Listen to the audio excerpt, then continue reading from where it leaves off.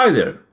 In this video we're going to learn how to configure an RJ45 socket, or more commonly known as an Ethernet socket. We start by selecting our block and by giving it a title. Let's simply call it an RJ45 socket. Now we can start by adding the individual articles that will make up our component. We open the article list and we start looking for our first article. This is going to be the article for the socket itself. And it's going to show in chapter 1.3 of the appliances in our budget. Next, we also need to add the box into which the socket is going to be inserted inside the wall. So once again, we open our articles list and we look for our article that we want. In this case, it's going to be this appliances box with a double frame, and it's going to show up on chapter 1.1 of our budget. Now we must also take into consideration two things. First is that we are working on a 2D environment, and as such we have no perception of the height of this socket. But I know from the project that this socket is around 50 centimeters or so height from the ground up.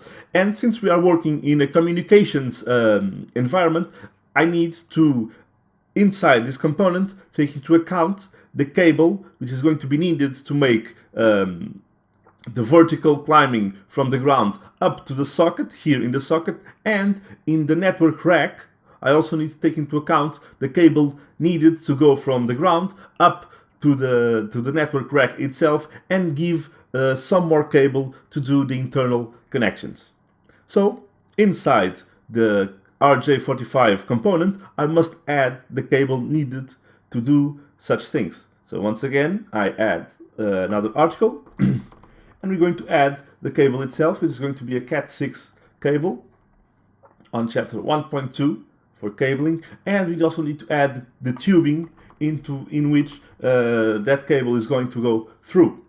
So an isoglass tube, 20 millimeters diameter, in our tubing chapter, and now we must take into account the length needed of that cable, of the cables. We are now, CAD meter is now only accounting for 1 meter of both cable and tubing, and we need more than that. So we are going to apply a variable. In this case, I have here the network socket variable, and what this does is it's going to multiply by 3 the length that we have and give us a final length of 3 meters, which is what I may need to realistically set up this socket on my project. And so now that I have completed the creation of my RJ45 component, I must click only in Save. And now I can reuse this component in other projects. I do not need to create it every time. I can use the functionality to copy components, which will save me a lot of time in my future projects.